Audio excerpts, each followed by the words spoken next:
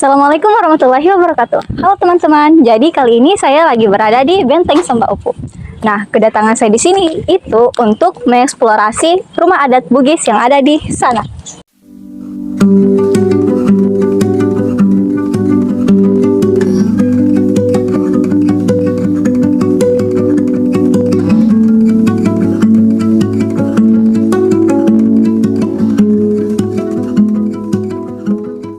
Nah, hal yang pertama yang akan saya jelaskan yaitu konteks lingkungannya.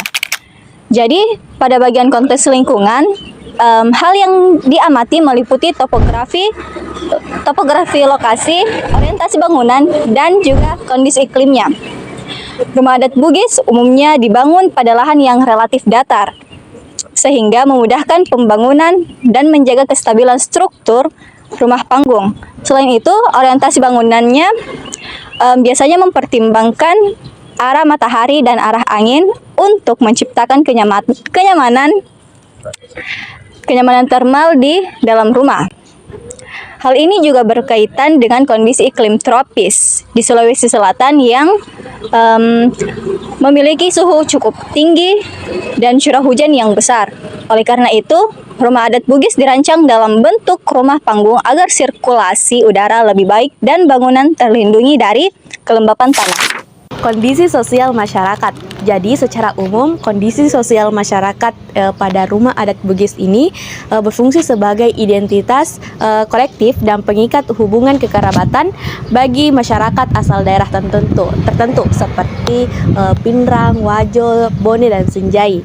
Jadi meskipun saat ini tidak lagi digunakan sebagai hunian pribadi, rumah-rumah ini tetap aktif digunakan sebagai pusat kegiatan komunitas, ruang pertemuan adat, hingga tempat latihan seni budaya. Jadi hal ini menunjukkan bahwa rumah adat tersebut bukan sekedar benda museum mati, melainkan ruang hidup yang terus melestarikan nilai-nilai gotong royong dan jati diri bagi masyarakat Bugis di tengah modernitas kota. Adapun di bentuk dan masa bangunan, adapun indikatornya itu yang bentuk arsitektural. Pada masa bangunan berbentuk gramatis persegi panjang dan dominan memanjang ke belakang secara vertikal. Bangunan ini terbagi menjadi 3 bagian, yaitu substruktur, superstruktur, dan apanstruktur. Adapun bagian kedua yaitu atap yang berbentuk pelana yang dengan kemiringan curam sekitar 30 sampai 45 derajat untuk mengalirkan air hujan dengan cepat. Terdapat elemen timpaja, yaitu hiasan segitiga bertingkat pada bagian depan yang menunjukkan identitas sosial. Adapun bagian ketiga itu proporsi. Ketinggian kolom biasanya setinggi orang dewasa sekitar 2 sampai 3 meter. Memberikan kesan bangunan seperti melayang di atas tanah. Adapun bagian keempat yaitu jumlah lantai secara spesifik terdiri dari 1 lantai utama yang berada di atas panggung, namun secara fungsional memiliki loteng di bawah atap untuk penyimpanan. Masuk di area teknis pada rumah adat Bugis ini. Rumah adat Bugis ini adalah mahakarya rekayasa yang modular. Menurut Frick tahun 1997 dalam ilmu konstruksi struktur kayu, bangunan ini menggunakan sistem rigid frame atau rangka kaku yang independen.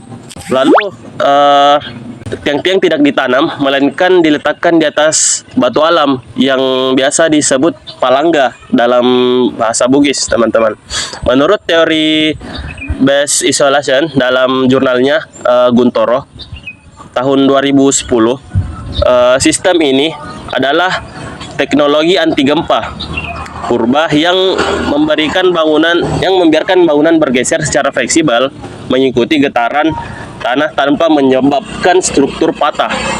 Lalu ada tiang yang disebut aliri.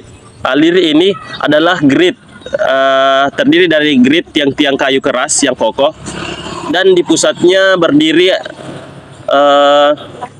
berdiri tiang pusat yang biasa disebut kalau di Bugis itu adalah pasibola, teman-teman. Yang secara teknis menjadi poros distribusi beban sekaligus titik pengukur atau titik nol dari proses pengukuran bangunan rumah adat Bugis ini, teman-teman. Kekuatan rumah adat Bugis ini tidak bergantung pada paku dan logam, teman-teman. Jadi teknik tektoniknya, teknik sambungannya itu menggunakan the art of join atau sambungan kayu. Nah, pada sambungan utamanya menggunakan morsit dan tenon atau lubang dan pen, balok horizontal atau aranteng itu menembus lubang pada aliri atau pada tiang, kemudian dikunci menggunakan menggunakan patu atau pasak kayu. Menurut Priyomoto tahun 2004, teknik ini memungkinkan kekuatan geser yang luar biasa, namun tetap memungkinkan rumah untuk dibongkar pasang atau menggunakan sistem knockdown.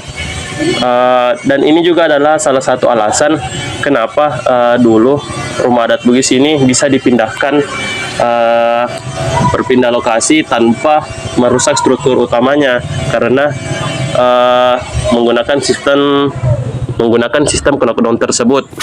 Pada material yang digunakan dari rumah adat Bugis ini sangat harmoni dengan alam, karena pemilihan material adalah bukti kearifan lokal yang memilih sumber daya yang berkelanjutan. Menurut Khairudin tahun 2015, kayu ini dipilih sebagai struktur utama karena durability yang sangat tinggi. Dia kayu biti ini termasuk kayu keras kelas 1 sampai kelas 2. Lalu ada juga bambu ijuk pada bagian atap dan lantai. Material ini ringan dan digunakan untuk meminimalisir massa bangunan. Menurut teori arsitektur vernakuler Amos Repot pada 1969, penggunaan material ringan di bangunan atas sangat krusial untuk keamanan gempa karena mengurangi inerasi bangunan saat terjadi guncangan. Yang 7 yaitu pembagian ruang.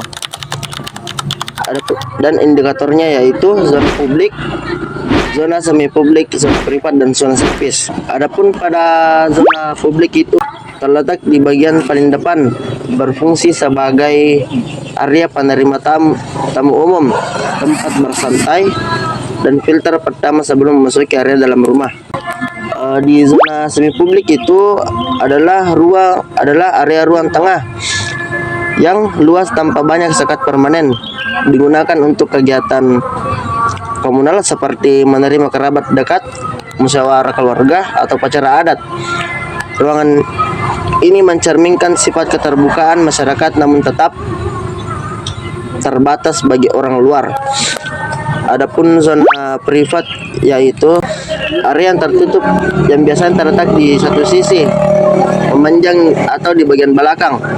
Akses ke area ini sangat terbatas hanya untuk anggota keluarga, mencerminkan nilai kehormatan dan perlindungan terhadap privasi keluarga. Adapun pada zona servis yaitu terletak di bagian paling belakang, seringkali dengan elevasi lantai yang lebih rendah, memisahkan aktivitas kotor dari ruang hunian utama.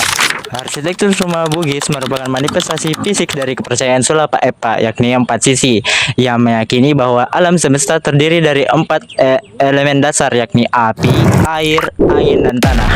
Yang meyakini bahwa yang secara vertikal rumah ini terbagi menjadi 3 tingkatan yang mencerminkan kosmologi Bugis.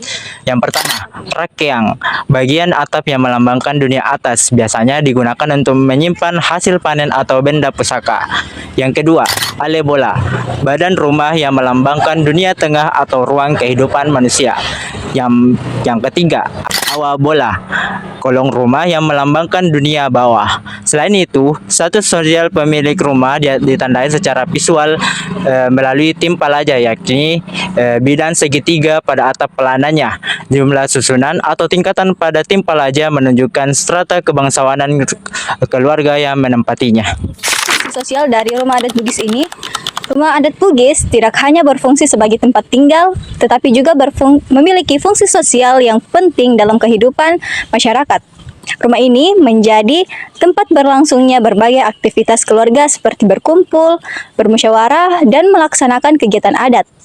Beberapa ruang di dalam rumah juga memiliki fungsi sosial tertentu.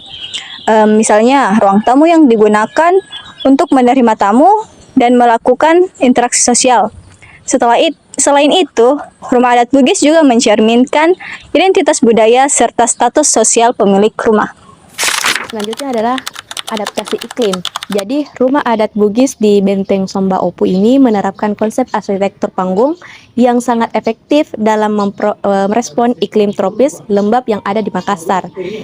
Struktur bawah yang terbuka serta celah-celah pada lantai kayu memungkinkan terjadinya ventilasi silang secara alami dari segala arah.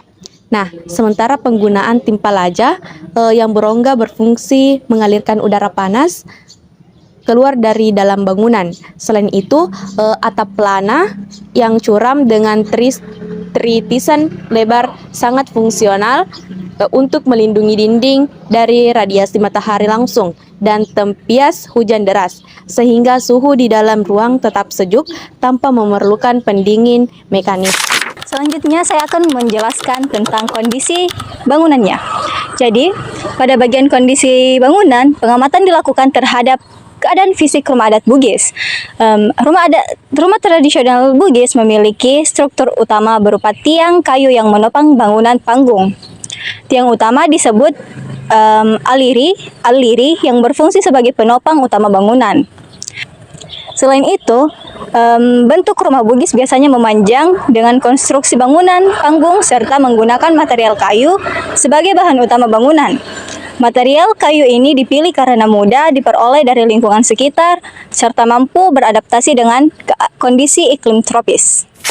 Bentuk rumah panggung pada masyarakat Bugis memiliki kaitan erat dengan corak ekonomi agraris dan maritim. Ruang produksinya, jam bagian bawah awal bola, kolong rumah yang berfungsi sebagai area fungsional untuk mendukung pekerjaan sehari-hari, seperti tempat menyimpan alat pertanian, hasil laut, hingga menjadi ruang bagi kaum perempuan untuk menenun kain sarung. Adaptasi lingkungan. Ketinggian tiang rumah memungkinkan masyarakat yang tinggal di daerah pesisir atau dekat persawahan terhindar dari luapan air, atau yang disebut juga banjir, serta memudahkan pengawasan terhadap hewan ternak yang sering dilepaskan di sekitar area kolong rumah.